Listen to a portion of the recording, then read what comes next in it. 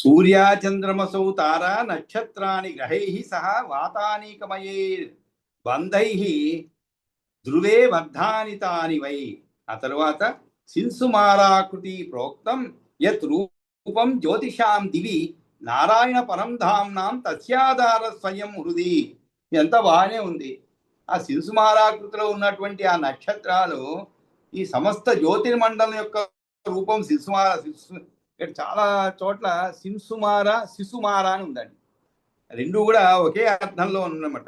ఇక్కడ శిశుమార అంటే కూడా మొసలేని అర్థం ఉంది. కాకపోతే శిశుమార, శిశు అంటే ఏమిటి? చైల్డ్ కిల్లర్ అంటే చిన్నపిల్లని చంపేవాడిని కూడా శిశుమార అంటారు.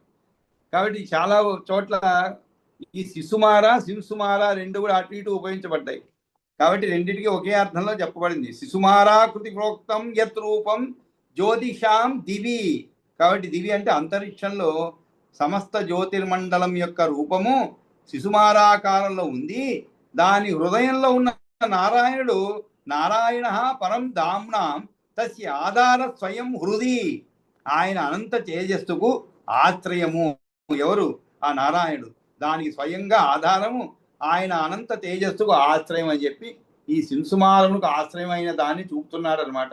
శిశుమారేని అంటే జ్యోతిష్సులు, నక్షత్రాలు, ధామ్నాం అంటే సూర్యాది స్థానములు, అయనం అంటే స్థానము అని అర్థం. ఆకాశంలో ఏ శిశుమారాకృతి ఉన్నదో దాని యొక్క గుండెకాయ స్థానంలో స్వయంగా నారాయణుడు ఉన్నాడు అన్నమాట. ఇతడే నక్షత్రాల రూపం గలవాడు, శిశుమారమునకు ఆధారంగాను ఉన్నాడు. ఇక పాఠాంతరంలో ధామయే రూపమైనది అంటే చెప్పబడిందో ఏది నారాయణని ఆశ్రయించి ఉన్నదో అని చెప్పబడింది. అది ఏ విధంగా అన్నట్లయితే హృదయమునందున్నాడు స్వయంగా నారాయణుడు, ఆయనే దానికి ఆధారమైన వాడు అని. కాబట్టి మైత్రేయ ఆకాశంలో శింసుమారాకారంలో ఏ జ్యోతి చక్రం ఉన్నదో దానికి పరంధాముడైన నారాయణుడే ఆధారంగా ఉన్నాడు. కారణం ఏమనగా ఆయన శింసుమారాకృతికి గుండెకాయ ప్రదేశంలో స్వయంగా వేయించేసి ఉన్నాడు. అంటే దాని యొక్క మామూలుగా మనం ట్యాంకర్లు చూస్తాం, యుద్ధ ట్యాంకర్లు. దాంట్లో మధ్యలో కూర్చో ఉంటాడు సోల్జర్. మధ్యలో కూర్చొని దానికి ముందు బ్యారెల్స్ ఉంటాయి ట్యాంకర్, దాంట్లో నుంచి దాంట్లోంచి వదులుతూ ఉంటారు. ఏమిటి? బుల్లెట్లు అనమాట. అంటే ఆ ట్యాంకులో నుంచి మిజైల్స్ వదులుతూ ఉంటారు. ఆ విధంగా విష్ణుమూర్తి కూడా ట్యాంక్ రూపంలో, ఇక్కడ ట్యాంక్ కాదు కానీ ఒక మొసలి రూపంలో ఉన్నటువంటి ఆ నక్షత్రముల సమూహానికి మధ్యలో ఆయన ఉండి దీని అన్నిటికీ కూడా గుండెకాయ ప్రదేశంలో స్వయంగా వేయించేసి దానికి ప్రకాశాన్ని దానికి అంతా కూడా కల్పిస్తూ ఉంటాడు. శిశుమారాకృతి ప్రోక్తం యత్రు. ఆ తరువాత ఉత్తానపాదుని కుమారుడు ధ్రువుడు ఆ జగదీశ్వరుని ఆరాధించి తారామయ శిశుమారక పుచ్చంపై స్థిరంగా ఉన్నాడు. ఇది మనం తెలుసు. అంటే ధ్రువుడు తన తల్లి చేత అవమానపరచబడి ఒక ఉన్నత స్థానాన్ని, అవమానంతో ఒక ఉన్నత స్థానాన్ని విష్ణుమూర్తి ద్వారా పొందటము, అవన్నీ మనం చదువుకున్నాం అన్నమాట సందర్భంలో. అదే ఇక్కడ ఆ ఉత్తానపాదుని కుమారుడు ధ్రువుడు ఉత్తానపాద పుత్రస్తు తం ఆరాధ్య ప్రజాపతి ఎవరు? ఆ జగదీశ్వరుని ఆరాధించి తారామయ శిశుమారాకార పుచ్చపై స్థిరంగా ఉన్నాడు. తారా శిశుమారస్య ధ్రువ. మనం కూడా ధ్రువుడు ఆకాశంలో కనబడుతుంటాం, నక్షత్రం చూస్తూ ఉంటాం అన్నమాట. చాలా ప్రకాశవంతంగా ఉన్న నక్షత్రాన్ని ధ్రువుడని మనం పురాణాల్లో చెప్పబడుతుంది. ఆ విధంగా మనం కూడా చూస్తూ ఉంటాం ఆకాశంలో. అది ఆ శిశు అంటే ఆ మొసలి యొక్క పుచ్చము పైన, ముసలి రూపంలో ఉన్నటువంటి జ్యోతి చక్రం యొక్క పుచ్చముపై స్థిరంగా ఉన్నాడు. తారా శిశుమారస్య ధ్రువ పుచ్చే వ్యవస్థిత ఆధార శిశుమారస్య సర్వాధ్యక్షో జనార్దన ధ్రువస్థ శిశుమారశ్చ ధ్రువే భానుర్వ్యవస్థిత. అంతేకాదు ఉత్తానపాద పుత్రస్తు అని చెప్పి తర్వాత ఆధార శిశుమార ఇదే విషయాన్ని తేటపరుస్తున్నాడు. ఏమని? సర్వాధ్యక్షుడైనటువంటి జనార్దనుడు ఆధార శిశుమారచ్చ సర్వాధ్యక్షో జనార్దన ధ్రువస్థ శిశుమారచ్చ ధ్రువే భానుర్వ్యవస్థిత. ఈ సర్వాధ్యక్ష జనార్దనుడు శిశుమారునికి ఆధారము. అది ధ్రువునికి ఆధారము కాగా ధ్రువునిపై భానుడు ఆధారపడి ఉన్నాడు అని చెప్పి ధ్రువస్థ శిశుమారచ్చ ధ్రువే భానుర్వ్యవస్థిత. అంటే శిశుమారానికి ఆధారం సమత్తానికి అధిపతి అయిన జనార్దనుడు. ఇంకా ఈ మధ్య అంటే జనార్దనుడు అనే దానికి ఒక ఎలా అర్థం ఏమిటి అనే దానికి ఒకటి నేను చూశాను అనమాట. మనం అంటుంటా జనార్దనుడు అని. అసలు అర్థం ఏమిటి జనార్దనుడు అంటే, జనం అందరూ కూడా అర్థించేటువంటి వాడు. అంటే తమ కష్టాలను జన అర్థన అంటే అర్థ అంటే ఏమిటి? ప్రార్థించేవాడు. అంటే తమ కష్టాలను పోగొట్టమని చెప్పి ఎవరినైతే ప్రార్థిస్తారో అతనే జనార్దనుడు. జనార్దనుడు అంటే అది అర్థం అనమాట. కాబట్టి ఆ విధంగా సమస్తానికి అధిపతి అయిన జనార్దనుడు ధ్రువునకు ఆధారం శిశుమారం, భానుడు ధ్రువుని యందు ఉన్నాడు అనగా భానునకు ఆధారం ధ్రువుడు.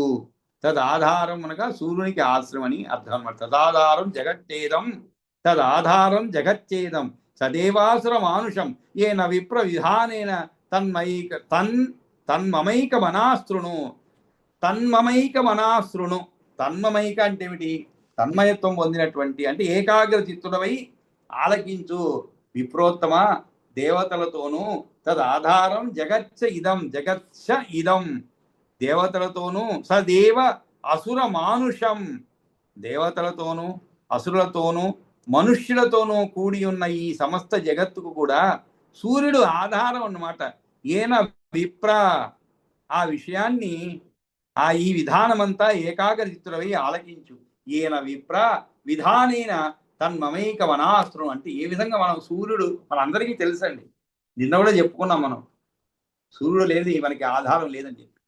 అంటే ఒక సూర్యరశ్మియే కాదు, దాని నుండే మనకి జీవన ఆధారం పొందుతాం అన్నమాట. మనం ఒక వెలుగనే కాదు, మొత్తం మన జీవితం గడిపేందుకు కావలసినటువంటి పోషక పదార్థాలు కానీ శరీరానికి కావలసినటువంటి అన్నీ కూడా ఆ సూర్యుడి నుండే వస్తుంది. అది ఎలాగా అనే విషయాన్ని మళ్ళా ఇక్కడ ఒకసారి చెప్పబడింది అనమాట. ఏమిటది? వివస్వాత్ వివస్వాత్ అష్టభిర్మాసై ఆదాయ అపో రసాన్వితా. ఆదాయ అంటే స్వీకరించడం అని అర్థం. వివస్వాన్ అంటే వివస్వాన్ అంటే సూర్యుడు అనమాట. ఇప్పుడు ఆ దేవతలు అసురులు అని చెప్పి ఎట్లా ఆధారం అవుతున్నాడో చెప్తున్నాను విను అని మనసును ఏకాగ్రంగా చూసుకో. వివస్వాన్ అష్టభిర్మాసై సూర్యుడి వలన ఆహారం ఏర్పడే ప్రకారం చెప్తున్నాను అనమాట. ఎలాగే ఏర్పడుతుంది? వివస్వాన్ అష్టభి అనే శ్లోకాలు. సూర్యుడు సంవత్సరంలో 8 నెలల పాటు వివస్వాన్ అష్టభిర్మాసై ఆదాయ అపో రసాన్వితా. అపో అంటే ఏమిటి? నీరు. ఆదాయ అంటే స్వీకరించడం. అంటే 8 నెలల పాటు రసాత్మకములైనటువంటి నీటిని రసాన్వితా ఆదాయ తాను స్వీకరించి వర్షతి అంబు తతశ్చ అన్నం అన్నాదపి అఖిలం జగత్. అటువంటి ఆ నీటిని స్వీకరించి మిగిలిన 4 నెలల కాలంలో వర్షతి అంబు తతశ్చ అన్నం. కాబట్టి వర్షతి అంబు అంటే ఏమిటి? అంబు అంటే నీరు. ఆ రస సహితాలైనటువంటి ఉదకాలు గ్రహించి వర్ష రూపంలో వర్షిస్తాడు. 4 నెలల కాలంలో ఆ జలమును నేలపైకి వదులుతాడు. దానితో ఏమవుతుంది? ఆ వర్షం వల్ల అన్నము ఆహారం ఏర్పడుతుంది అన్నమాట. ఆ అన్నం ఆహారం వల్ల సమస్త జగత్తు నిలుస్తుంది. అంటే ఏమిటి? ఆహారాన్ని స్వీకరించి అఖిల జగత్తు బ్రతుకుతుంది అనేటువంటి విషయాన్ని ఇక్కడ తెలుపబడింది మాట. వివస్వాన్ అష్టభిర్మాసై ఆదాయ అపో రసాన్వితా వర్షతి అంబు సతశ్చ అన్నం అన్నాదపి అఖిలం జగత్. కాబట్టి ఆ విధంగా అన్నం ఏర్పడుతుంది. మనకి ముఖ్యంగా మన దేశంలో ఇది చాలా ప్రస్ఫుటంగా తెలుస్తుందండి. ఎందుకంటే మనది వర్షాధారమైనటువంటి ప్రదేశాలు చాలా ఎక్కువ. అందుకనే మీకు మంచి వర్షం పడింది అనుకోండి, ఆ సంవత్సరం మనకి ధరలన్నీ కూడా కొంచెం తగ్గుముఖంలో ఉంటాయి అన్నమాట. ఎందుకంటే వర్షం పడినందువల్ల పంటలు బాగా అనేక విధమైన పంటలు బాగా పండుతాయి అన్నమాట. దాని వలన మనకి ఆహారం సమృద్ధిగా దొరుకుతుంది. దానివల్ల ఏమవుతుంది? మీకు సమృద్ధిగా ఉన్నందువలన వాటి యొక్క ధరలు కూడా ఎక్కువ కాకుండా ప్రతి వారు కూడా అమ్ముకునేందుకు ప్రయత్నిస్తారు అనమాట. ఎదుగులో ఎక్కువ ఉన్నప్పుడు అమ్ముకునే చూస్తూనే ఉంటాం. ఈ యొక్క గ్రీష్మతాపం ఎక్కువ అవుతూ ఉంటే మీకు టొమాటోలు అలాంటి కొన్ని ఏవైతే ఉత్పత్తి అవుతాయో చాలా ఎక్కువగా వాటికి ధర పడిపోతూ ఉంటాయి అన్నమాట. ఎందుకంటే అవి ఎక్కువ కాలం ఉంచుకోలేరు. దానికి ఉంచుకునేందుకు కావలసినటువంటి ప్రత్యేక సదుపాయాలు లేవన్నమాట. అందువల్ల ఏమవుతుంది? అవి వాటిని ఎలాగైనా అమ్ముకోవాల్సిందే. అందుకే ధరలు పడిపోయి పాపం గిట్టుబాటు ధర కాకుండా అలా పక్కల పొలాల్లోనే వాటిని విసిరేసేవాళ్ళు, పొలాల్లోనే వదిలేసేవాళ్ళు కూడా ఉంటారన్నమాట. రైతులు పాపం పంట విపరీతంగా పండుతుంది, కానీ ధర ఉండదు. సేకరించిన ధర కంటే కూడా అమ్ముకుంటే అంత కూడా రాదన్నమాట. కాబట్టి వర్షాధార మనం ప్రదేశము కాబట్టి మనది ఎక్కువ ప్రాంతము మన దేశము, దానివల్లనే మీకు వర్షాపాతం బాగుంది అంటే ఆ సంవత్సరం అన్ని విధాలా కూడా బాగుంటుంది అనమాట. మన ఆర్థిక వ్యవస్థ అంతగా ఈ యొక్క వర్షము అంతగా ఆర్థిక వ్యవస్థ పైన ఫలితాన్ని చూపుతుంది అనమాట. అదే విషయాన్ని ఇక్కడ చెప్పవలసి, అన్నం వల్ల సమస్త జగత్తు నిలుస్తుంది. వివస్వాన్ అష్టమీర్మాసై యదాపోర సాన్విత వర్షత్యంబు సప్తతచ్చ అన్నం అన్నాదపి అఖిలం జగత్ వివస్వాన్ అంశుభి తీష్ణై. సరే, ఇలాగా మరి ఈ వర్షాన్ని ఎలా తీసుకుంటారు అంటే మనకి ఇది సైంటిఫిక్ గా తెలిసిందే కదండి. ఎండాకాలము మేఘాల రూపంలో మళ్ళా తీసుకున్న వర్షాన్ని మొత్తం ఆవిరైపోయి మేఘాలుగా మారి మళ్ళా వర్షిస్తాయి అనేది శాస్త్రపరంగా చెప్పబడింది. అదే విషయాన్ని మనం పురాణంలో ఇలా చెప్పబడింది అనమాట. ఏమని? వివస్వాన్ అంశుభి తీష్ణై ఆదాయ జగతో జలం. వివస్వాన్ అంటే భానుడు తన పైన వేడి కిరణాలతో జగత్తులో ఉన్న జలం తీసుకొని చంద్రుని పోషించుతాడు అన్నమాట. వివస్వాన్ అంశుభి తీష్ణై. అంశు అంటే కిరణములండి. తీష్ణై అంటే ఏమిటి? తీష్ణ కిరణాలతో జగత్తు నుండి జలాన్ని గ్రహించి సోముని యందు విడిచి పుష్టిని కలుగజేస్తాడు. సోమం పుష్యతి తథా ఇందుశ్చ పుష్యత్యత ఇందుశ్చ వాయునాడీ మయైర్దివి. చంద్రుడు ఏం చేస్తాడు? అంతరిక్షంలో వాయునాడీమయాలైనటువంటి గొట్టాల ద్వారా పొగ, నిప్పు, గాలి రూపాలైనటువంటి అభ్రాలలో మబ్బులలో చిమ్ముతాడు. అంటే చంద్రునిగా తీసుకొచ్చారు పిక్చర్లోకి. అంటే సూర్యుడు జలమును గ్రహించి దానిని అంతరిక్షంలో చంద్రుడి పైన వదిలితే సోముని యందు విడిచి పుష్టిని కలుగు చేస్తాడు. అప్పుడు చంద్రుడు నాలైహి విక్షిపతే అబ్రేషు. అబ్రం అంటే మేఘమనండి. నాలైహి అంటే నాళం అంటే ఏమిటి? గొట్టం అని అర్థం. ఏమిటి? ఏమి గొట్టం? వాయునాడీమయాలైనటువంటి గొట్టాల ద్వారా అబ్రేషు ధూమ అగ్ని అనిల మూర్తిషు. అది ధూమాగ్ని అనిల మూర్తిషు అవుతుంది. ధూమ అగ్ని అనిల. అనిలం అంటే గాలి, ఇక్కడ పొగ ధూమం అంటే, అగ్ని అంటే నిప్పు, అనిలం అంటే మూర్తిషు. కాబట్టి గాలి రూపాలైనటువంటి అభ్రాలలో మబ్బులలో చిమ్ముతాడు. అప్పుడు జలాలు వాటి నుండి భ్రంశం కావు. కాబట్టి మేఘాలను ఏం చెప్తారు? అభ్రములు అంటారు అనమాట. అభ్రము అంటే ఏమిటి? భ్రంశము కానటువంటివి. భ్రంశం అంటే కదలటం అనమాట. నా భ్రశ్యంతి యతః తేభ్యో జలాని అభ్రాని తాని యతః. తాని అతః. అతః అంటే అందువలన. అంటే కిరణాలతో జగత్తులో ఉన్న జలం తీసుకొని చంద్రుని పోషిస్తాడు ఎవరు? భానుడు. ఆయన ఏం చేస్తాడు? తరువాత ఇంద్రుడు కూడా వాయునాడీ మయమలైన వానితో నాలై విక్షిపతి అబ్రేషు. మబ్బులు అంటే ధూమం, పొగ, అగ్ని, అనిలము అంటే గాలిల కలయికతో ఏర్పడుతున్నది. అవి నీటిని పడిపోకుండా నిలుపుతవి.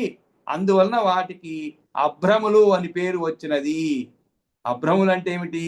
నా భ్రక్ష్యతి అంటే కదలవు. అంటే ఏమవుతుంది? ఇక్కడ ఆ నీరును కింద పడకుండా అలా నిలబెడుతుందన్నమాట. జలాలు వాటి నుండి భ్రంశం కావు. కాబట్టి మేఘాలను ఏం చెప్తారు? అభ్రములు అంటారు. మరి అవి ఎలా కిందికి వస్తాయి? భూమిపైకి రావాలి కదా నీరు. అభ్రస్తాహ ప్రపంతి అపో వాయునా సముదీరితాహ సంస్కారం కాలజనితం మైత్రేయ ఆసాద్య నిర్మలాహ. కాబట్టి ఆ జలాలు అభ్రాల్లో ఉండి మేఘాల్లో ఉండి కాలానుసారంగా సంస్కారం పొంది ఏ మాలిన్యం లేకుండా స్వచ్ఛాలై వాయువు ద్వారా ప్రేరేపించబడి కిందకు పడతాయి. చూడండి, అంటే మనకి వర్షము ఎలా వస్తుంది అనే దానికి మనకు అందరికీ తెలుసు సైంటిఫిక్ ప్రకారంగా. అది పురాణాల్లో వాళ్ళు ఊహించి రాసింది. చూడండి ఎంత చక్కగా రాశారు. దీన్ని కూడా మనం దీంతో సమానంగానే, అంటే శాస్త్రంలో చెప్పబడి దానికి సమానంగానే ఇక్కడ చెప్పబడింది. ఏమని? నాలై విక్షిపతే అభ్రేషు ధూమాగ్ని అనిలమూర్తిషు న భ్రశ్యతి యతస్తేభ్యో జలాని అభ్రాని తాన్యత అభ్రస్తా ప్రపంచి ఆపో. అభ్రస్తాహ ప్రపంచి ఆపో. ఆపో అంటే నీరు అనమాట. అభ్రస్తాహ అంటే ఏమిటి? ఆ జలాలు ఏవైతే అభ్రాల్లో ఉండి అభ్రస్తాహ, స్థాహ అంటే ఉన్నటువంటివి, అభ్ర అంటే ఏంటి? మేఘములు.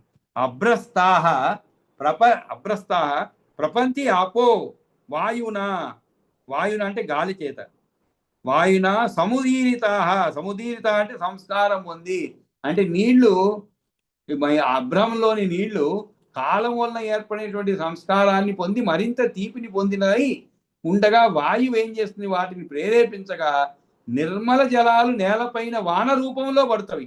నిర్మల జలాలు నేలపైన వాన రూపంలో పడుతవి. మరి ఎక్కువ వాయువు వస్తే మేఘాలని చెల్లాచెదురు అంటారు, కానీ చల్లని గాలి వీచినప్పుడు వర్షం పడుతుంది అనమాట. అందుకే ఒక పాత సినిమాల పాట కూడా ఉంది, చాలా చక్కటి పాట అనమాట. అంటే చల్లగాలి తాకనిదే నల్ల మబ్బు కురిసే అనే ఒక పాట ఉంది.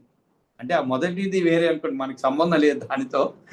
ఆ సినిమాలో ఆ సన్నివేశానికి తగ్గట్టుగా ఆ పాట రాయబడింది అనమాట. అంటే ఎన్ని మబ్బులు ఉన్నా కూడా ఒక చల్లగాలి తాకాలన్నమాట, తాగితేనే ఆ మబ్బులు వర్షిస్తాయి. ఇంకా కూడా మనం చెప్పుకోవాలంటే ఎవరన్నా పాప దుఃఖంలో ఉన్నారనుకోండి, చాలా దుఃఖంలో ఉన్నారు, ఊరికే చెప్తున్నా అండి, మనం ఎవరన్నా పోయి చల్లగా 2 మాటలు మాట్లాడడం అనుకోండి, ఉదాహరణకి వాళ్ళ దుఃఖం పెళ్ళుబిగి కన్నీటి రూపంలో వెలుపల వస్తుంది అనమాట.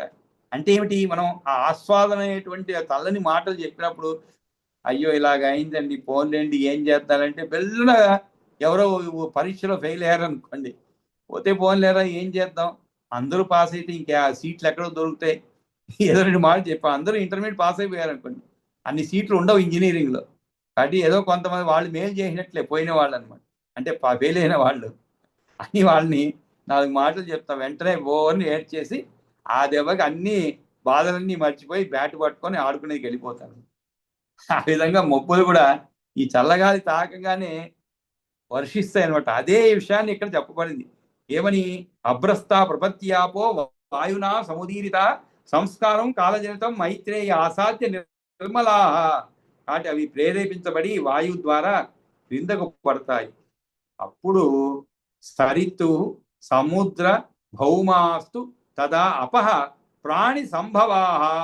మునీశ్వర, భగవంతుడైనటువంటి సవిత్రుడు నదులలో సముద్రాలలో చతుప్రకార భగవాన్ ఆదత్తే సవిత మునే. ఓ మునే అంటే మునీశ్వర, భగవంతుడైన సవిత్రుడు అంటే సూర్యుడు నదులలో సముద్రాల్లో భూప్రదేశాల్లో ప్రాణి దేహాల్లో కల 4 విధాలైన నీటిని గ్రహిస్తాడు. చతుప్రాకార భగవాన్ ఆదత్తే సవితా మునే, ఆదత్తే అంటే స్వీకరిస్తాడు. ఎక్కడెక్కడ? సరిత్ సముద్ర భౌమాస్తు తదా అపహ ప్రాణి సంభవాహ, ఆ భూప్రదేశాల్లో ప్రాణి దేహాల్లో 4 విధాలైన నీటిని గ్రహిస్తాడు. ఆకాశ గంగా సలిలం తదాదాయ గవస్తిమాన్ అనభ్రగతమేవో ఊర్మ్యాం సద్య క్షిపతి రశ్మిభి. ఊర్మియా అంటే భూమిపైన ఏర్పడతాడు. ఇంకా ఆకాశ గంగా సలిలం ఎలా ఏర్పడుతుందంటే,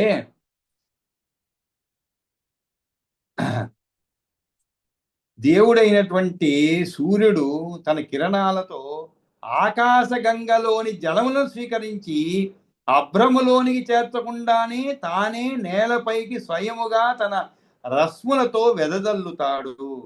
ఆకాశ గంగా సలిలం, సలిలం అంటే నీరు, తద్ ఆదాయ గభస్తిమాన్, గభస్తిమాన్ అంటే సూర్యుడు అండి, తద్ ఆదాయ అంటే గభస్తిమంతుడైనటువంటి సూర్యుడు ఆకాశ గంగా జలాన్ని స్వీకరించి వాటిని ఏం చేయాలి? మామూలుగా అయితే చంద్రుడి పైన ఏర్పడితే అక్కడి నుంచి మబ్బులు ఏర్పడి ఆ మబ్బుల్లో ఈ నీరు చేరి తరువాత చల్లగాలి తగిలినప్పుడు మబ్బుల ద్వారా ఆ నీరు అలాగే ప్రవహిస్తుంది అనమాట, భూమిపైకి చేరుతుంది. కానీ ఇక్కడ ఆకాశగంగ నుంచి జలాలను స్వీకరించి అభ్రాలకు పంపకుండా నేరుగా కిరణాల ద్వారా వెంటనే భూమి యందు చిమ్ముతాడనమాట. అనభ్రగతమేవ ఉర్వ్యాం, అనభ్రగతం ఏవ, గతం ఏవ అంటే వెళ్ళకుండా వెళ్ళినటువంటి, అనభ్రగతం ఏవ, అనభ్రం అంటే ఏమిటి? మేఘములకు పోకుండానే అభ్రంలోనికి చేర్చకుండానే తానే నేలపైకి స్వయంగా తన రశ్ములతో వెదజల్లుతారు. తస్య సంస్పర్శ నిర్ధూత పాప పంకో ద్విజోత్తమ నయాతి నరకం మత్యో దివ్య స్నానం హి తత్కృతం. దానినే దివ్య స్నానం అంటారు. ఇక్కడ తస్య సంస్పర్శ నిర్ధూత పాప పంకో ద్విజోత్తమ, ఇంకా ఏం చెప్తున్నారు? నయాతి నరకం మర్త్యో. నయాతి అంటే పోవడం, నయాతి అంటే పోడు అని అర్థం. ఎక్కడికి? నరకం. మర్త్య అంటే మనుష్యుడు, నరకానికి పోడు. దేని వలన?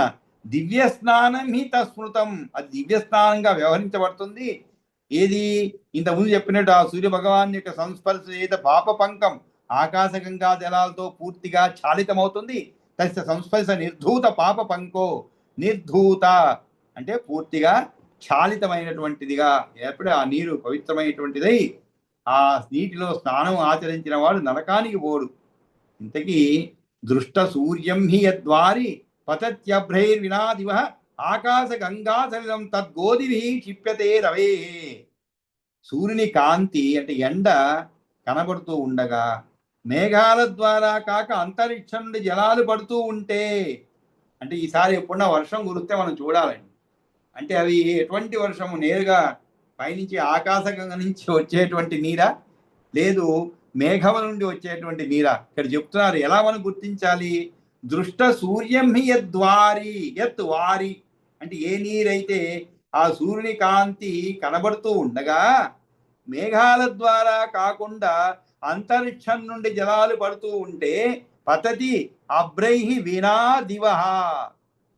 అబ్రైహి వినా, అబ్రు అంటే మేఘములు లేకుండా ఆకాశం నుంచి నీరు పడుతూ ఉంటే ఆకాశగంగా సలిలం తద్గోభి క్షిప్యతే రవే. తద్గోభి ఆకాశగంగా జలమే చిమ్మబడుతూ ఉంటుంది అన్నమాట. దానినే అది ఎలా? సూర్యకిరణాల ద్వారా ఆ ఆకాశగంగా జలమే చిమ్మబడి పడుతూ ఉంటుంది. కాబట్టి దాన్ని మనం గమనించాలన్నమాట. కాబట్టి ఆ విధంగా ఆకాశగంగా జలములు సూర్యకిరణముల ద్వారా కురిసినప్పుడు వాటి స్పర్శను పొందినట్లయితే తన పాపాలన్నిటినీ కడుగు వేసుకున్న మానవుడు నరకానికి వెళ్ళడు. అది దివ్య స్నానం కనుక ఆకాశంలో మేఘాలు లేకుండానే సూర్యుని కిరణాలతో ఆకాశగంగా జలాలు చల్లబడుతవి. అవి ఆ విదృష్ట సూర్యములు అంటే ఇక సూర్యుడు కనిపిస్తుండగా ఆయన కృత్తిగా మొదలగు నక్షత్రాల్లో ఉన్నప్పుడు ఆకాశం కురిపింపబడే జలములు గంగా జలములు వీటిని దిక్కుల్లో ఉండే దిగ్గజాలు కురిపించడమని గుర్తించాలి. దుష్ట సూర్యం హి యద్వారి పతత్యభ్రైర్వినాదివ అని చెప్పి కృత్తికాదిషు వృక్షేషు. వృక్ష అంటే నక్షత్రం అండి. కృత్తికాదిషు వృక్షేషు అంటే కృత్తికాముండగు నక్షత్రాలలో విషమేషు అంబు యద్దివ. ఆకాశంలో సూర్యకాంతి కనబడుతూ ఉండగా ఏ నీరు పడుతుందో దృష్ట అర్కపతితం జ్ఞేయం. అర్కపతితం, అర్క అంటే సూర్యుడు అండి. కాబట్టి సూర్యకాంతి కనబడుతూ ఉండగా ఆ నీరు దిగ్గజాలు వదిన ఆకాశ గంగాజలం తెలుసుకోవాలి. తద్గాంగం దిగ్గజోజ్జితం ఉజ్జితం. దిగ్గజ ఉజ్జితం అంటే ఆ దిగ్గజములు వదిలినటువంటి ఆకాశ గంగాజలం అని తెలుసుకోవాలి. యుగ్మరక్షేషు జయత్తోయం. అదేవిధంగా అంటే అప్పుడు స్నానం చేసినట్లయితే అది పవిత్రమైనదిగా, అంటే ఆ నక్షత్రాల్లో ఉన్నప్పుడు ఆకాశం నుండి కురిపింపబడే జలములు గంగాజలం అని చెప్పండి. తర్వాత యుగ్ వృక్షేషు యత్తోయం. ఇదే తీరంగా యుగ్ అంటే జంట నక్షత్రం అండి. అంటే రోహిణి ఆర్ధ జంట నక్షత్రం. యుగ్ వృక్షేషు అది యుగ్ అంటే రెండండి, యుగ్మ అంటే. కాబట్టి యుగ్మ వృక్షేషు అంటే యుగ్ వృక్షేషు అంటే రోహిణి ఆర్ధ మొదలైన నక్షత్రాల యందు అర్కుడు ఉన్నప్పుడు అని తెలుసుకో. సూర్యుడిచే ఆక్రమింపబడిన నక్షత్రం చేతనే వర్షములు కురియేటువంటివి వ్యవహారాలు జరగటం కనిపిస్తుంది. కనుక యుగ్మ నక్షత్రముల యందు సూర్యుడు ఉన్నప్పుడు ఆయనచే విడవబడిన తోయములను సూర్యకిరణాలు వెంటనే గ్రహించి ధరణిపై పడకముందే పక్కకు నెట్టివేస్తానమాట. అయినా ఈ విధంగా 2 నక్షత్రాల కాలంలో విడవబడే జలాలు పవిత్రములైనవి. దృష్టార్కపతితం జ్ఞేయం తద్గాంగం దిగ్గజోచితం యుగ్మరక్షేషు యత్తోయం పతత్య అర్కోర్జితం దివ తూర్యరశ్మి సత్య సమాదాయ నిరస్యతి. అంటే వేగంగా గ్రహించబడి మొదలుపడిన గాంగోదకం అని గ్రహించాలి. అంటే ఈ విధంగా మనకి వర్షం అంటే ఏదో మబ్బులు వస్తాయి, వర్షం వస్తుందని తెలుసు మనకి అంతే. ఒక్కోసారికి ఎటువంటి మబ్బు లేకుండా కూడా వర్షం వస్తుందండి. ఒకవేళ దానికే దివ్య అయినటువంటి అంటే ఆకాశ గంగా జలం అని మనం అనుకోవాలన్నమాట. ఉన్నటువంటి వస్తాయి, మేఘంలో కూడా కనపడవు, కానీ వర్షం వస్తుంది. మనం గమనించాలి ఎప్పుడైనా. ఇది ఇప్పుడు మనం ఈ పురాణంలో చదువుకున్నాం కాబట్టి ఇంకా ప్రత్యేకంగా గమనించగలుగుతాం అనమాట. ఆ తర్వాత ఉభయం పుణ్యమత్యర్థం రామ్. ఈ రెండు కూడా ఎందుకని ఇవన్నీ కూడా ఈ రెండు రకాల నీరు కూడా మిక్కిలి పవిత్రమైనవి, నరుల పాపాలను పూర్తిగా నశింపజేసేవి మహాముని. ఈ ఆకాశ గంగా సలిల స్నానమే దివ్య స్నానం అనబడుతుంది. ఆకాశ గంగా సలిలం దివ్య స్నానం మహామునే. అసలు వర్షం కూడా మీకు ఒక 10-15 సంవత్సరాల పూర్వము వర్షం పడుతూ ఉంటే ఒక 2 నిమిషాలు లేదా 1 నిమిషం కొంచెం ఆ నీళ్లలో కల్మషం ఉండేదండి, పైనుంచి పడేటువంటి నీటిలో. ఆ తర్వాత ఎంత స్వచ్ఛంగా ఆ నీరు అంటే పట్టుకొని ఆ పాత ఇళ్లలో చూరు అంటాం, ఆ నీటి వర్షము ఆ ఇంటి పైన పడి ఆ చూరు నుంచి కింద పడుతూ ఉంటే చాలా స్వచ్ఛంగానే ఉంటుంది. ఆ నీటిని దాచిపెట్టుకునే వాళ్ళం, పాత్రలో దాచిపెట్టుకునేవాళ్ళం, మరుసతో ఉపయోగించుకునేందుకు, ఈవెన్ వంటల్లో చేసుకునేవాళ్ళం, అంత పవిత్రంగా. కానీ ఈ రోజుల్లో మీరు చూసారంటే వర్షం వస్తుందంటే బండి పైన కారులో పోతున్నాను అనుకోండి, వర్షం చుక్కలు పైన పడితే వర్షపు నీరు జిడ్డు జిడ్డుగా అయిపోతున్నది. ఎందుకంటే మనం మొత్తం ఆకాశం వరకు మొత్తం మనకి ఇదైపోతున్నమాట. వాయువు ఎలా అవుతున్నది మనకి, మనం వదిలేటువంటి అనేకమైన వాహనాల వల్ల కాలుష్యం అయిపోయి వర్షం వస్తే కూడా కనీసం ఒక 20 నిమిషాల వరకు ఆ కాలుష్యంతోనే నీరు పడుతూ ఉంటుంది, వర్షపు నీరు. ఆ తరువాత కాస్త నీరు శుభ్రంగా ఉన్నట్లు అనిపిస్తుంది అనమాట. కానీ ఒక 10-15 సంవత్సరాల క్రితం కూడా నీరు బాగా స్వచ్ఛంగా అనిపించేది అనమాట. ఇక్కడ ఈ ఆకాశగంగా అనేది మరి అప్పుడు చేయగలుగుతామేమో కానీ శల్య స్నానం ఇప్పుడు చేయలేమండి. ఒకవేళ అలా మనం గుర్తించగలిగితే కూడా ఆకాశగంగా సలిలం దివ్య స్నానం మహాముని ఎత్తు మేఘై సముత్సృష్టం వారి తత్ ప్రాణినాం ద్విజ పుష్ణాత్యోషధయ సర్వ జీవనాయ అమృతం హి తత్, జీవనాయ అమృతం హి తత్. కాబట్టి ఇక్కడ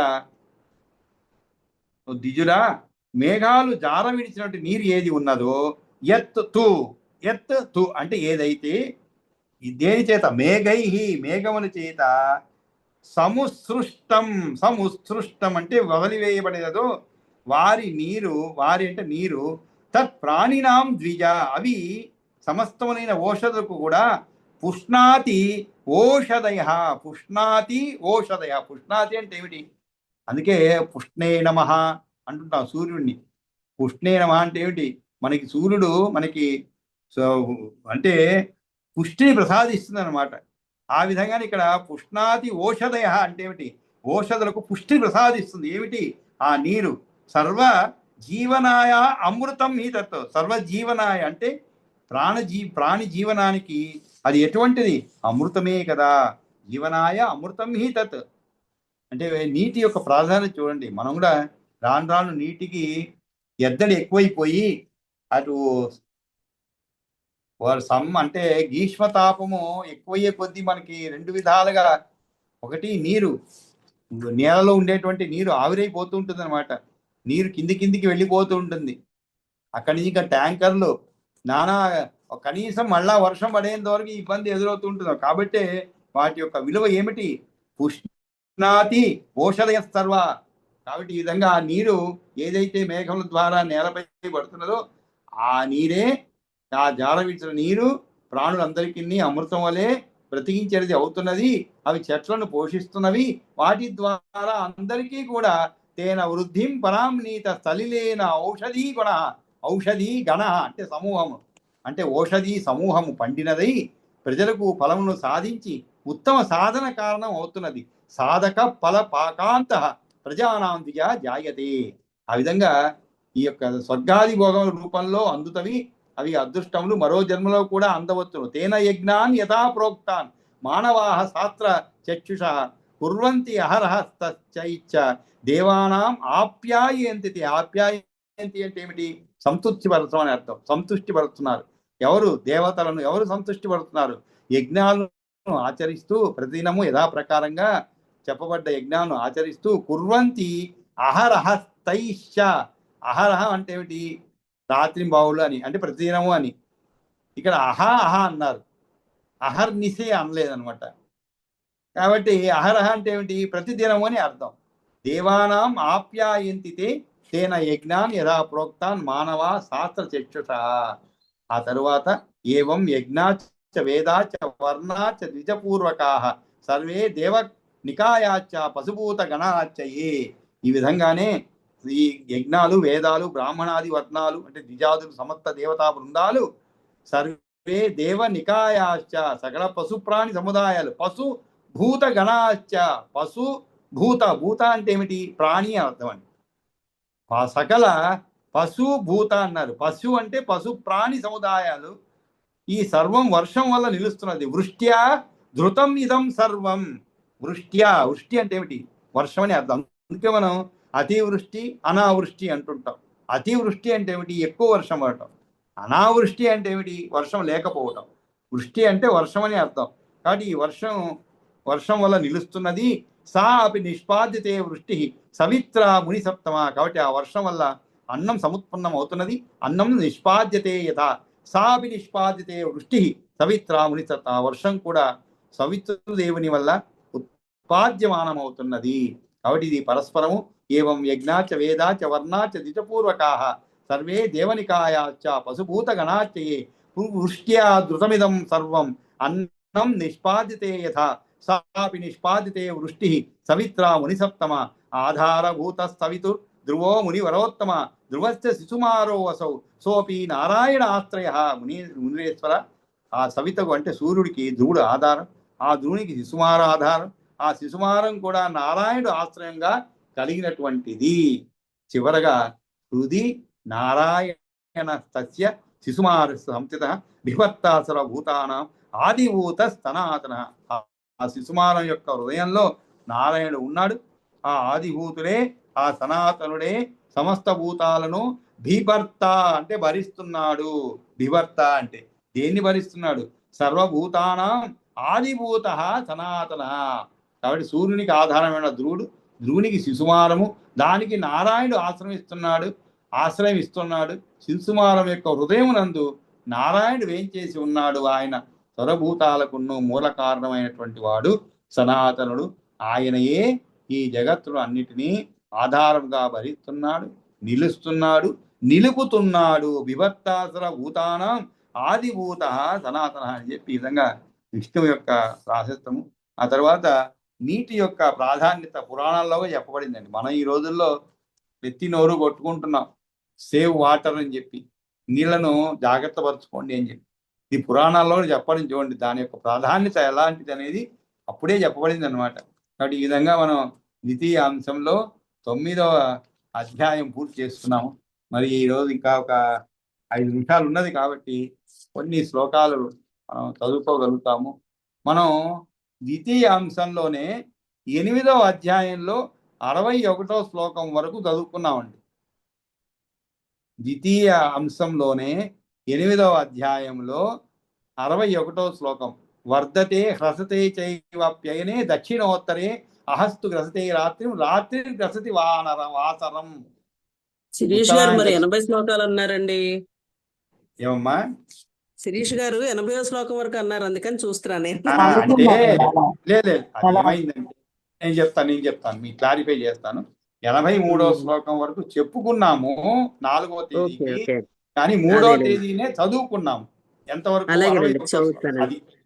కాబట్టి 62 నుంచి ప్రారంభించండి. ఆ రోజు చదువుకోలేదు 4వ తేదీ మనం. దాసరండి. వర్ధతే హ్రసతే చైవ అయనే దక్షిణోత్తరే అహస్తు గ్రహసతే రాత్రిర్గ్రససి వాసరం శరద్వసంత యో మధ్యే విఘవం తు విభావ్యతే తులామేష గతే భానౌ సమరాత్రి దినం తు తత్ కర్కటావస్థితే భామ్నౌ దక్షిణాయనముచ్యతే ఉత్తరాయణమభ్యుక్తం మకరస్తే దివాకరే త్రిశన్ముహూర్తం ఖదితం అహోరాత్రంతు యన్మయా తాని 15 బ్రహ్మన్ పక్ష ఇత్యభిధీయతే. మాసః పక్షద్వయనోక్తే ద్వౌ మాన్సౌ చార్కజావృతః ఋతుత్రయం చాప్యయనం ద్వే అయనే వర్ష సంహితే సంవత్సరాదాయః 5 చతుర్మాస వికల్పితాః విశ్చయః సర్వకాలస్య యుగమిత్యభిధీయతే. సంవత్సరస్తు ప్రథమో ద్వితీయః పరివత్సరః ఇద్వత్సరః తృతీయస్తు చతుర్థశ్చానువత్సరः వత్సరः పంచమశ్చాత్ర కాలో అయం యుగ సంజ్ఞితః యస్వేతస్యోత్తరः శైలः శృంగవానితి విశ్రుతः త్రీణి తస్య తు శృంగాణి యైరసో శృంగవాన్ స్మృతः దక్షిణం చోత్తరం చైవ మధ్యమం వైశువం తదా శరద్వసంతయోర్मध्ये తద్భానుః ప్రతిపద్యతే ఈ మేషాదౌ చ తులాదౌ చ మైత్రేయ విఘవం స్మృతం తదా తుల్యమహోరాత్రం కరోతి తిమిరాపవః దశ పంచముహూర్తం వై తదేతత్ ఉభయం స్మృతం ప్రథమే కృత్రికా భాగే యథా భాస్వాస్తథా శశి విశాఖానాం చతుర్థే అసేః మునే తిష్టత్య సంశయం విశాఖానాం యదా సూర్యః చరత్యంసం తృతీయకం తదా చంద్రం విజానీయాత్ కృత్రికా శిరసి స్థితం తదైవ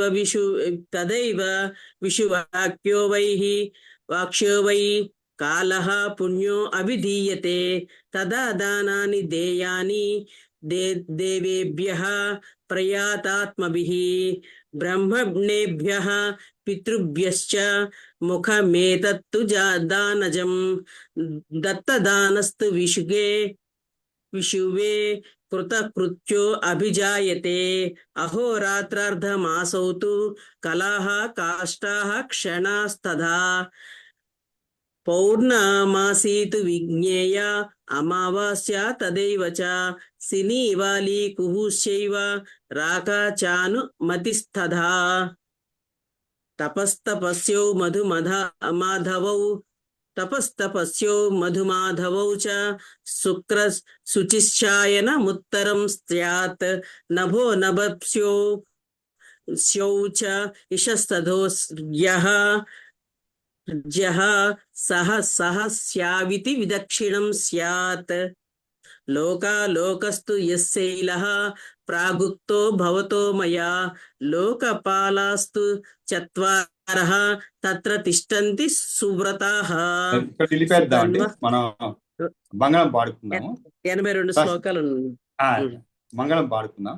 స్వస్తి ప్రజాభ్య పరిపాలయంతాం న్యాయేన మార్గేణ మహీమహీషా గోబ్రాహ్మణేభ్య సుమత్తు నిత్యం లోకా సమత్తా సుఖినో భవంతు. కాళే వర్షతు పర్జన్య పృథివీ సస్యశాలినీ దేశోయం శోభరహితో బ్రాహ్మణాస్సంతు నిర్భయాః అపుత్ర పుత్రిణస్సంతు పుత్రిణస్సంతు పౌత్రిణః ధనాస్తదనాస్సంతు జీవంతు శరదాశతం. కాయేన వాచా మనసేంద్రియైర్వా బుద్ధ్యాత్మనా వా ప్రకృతే స్వభావాత్ కరోమి యజ్జత్ సకలం పరస్మై నారాయణి సమర్పయామి. యదక్షరపదభ్రష్టం మాత్రాహీనం తు యద్భవేత్ తత్సర్వం క్షమ్యతాం దేవనారాయణ నమోస్తుతే. విసర్గబిందుమాత్రాణి పదపాదాక్షరాణి చ న్యూనాని చ అతిరిక్తాని చ మత్స్వమహేశ్వర. రేపు క్లాసు పెట్టుకుందాం అన్నారు పాపం శిరీష గారు, కానీ రేపు మాసికం ఒకటి ఉన్నదనమాట. మా బావమరిది వాళ్ళ తల్లిది మాసికం ఉన్నది, అందువల్ల ఆ కార్యక్రమంలో ఉంటాను కాబట్టి వెంటనే అంగీకరించలేకపోయాను అనమాట.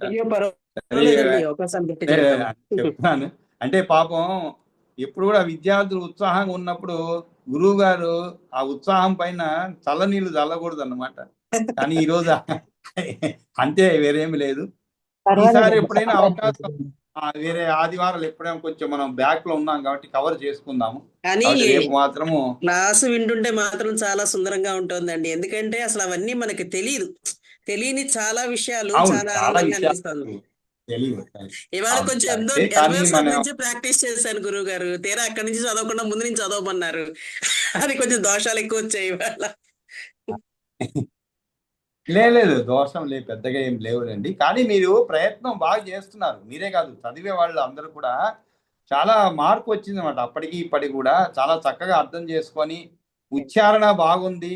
ముఖ్యంగా పదవిచ్ఛేదన అంటారు చూడండి, ఆ పదాన్ని మనం కరెక్ట్గా విచ్ఛేదన చేస్తే అర్థం అదే మనకి స్ఫురిస్తుందండి.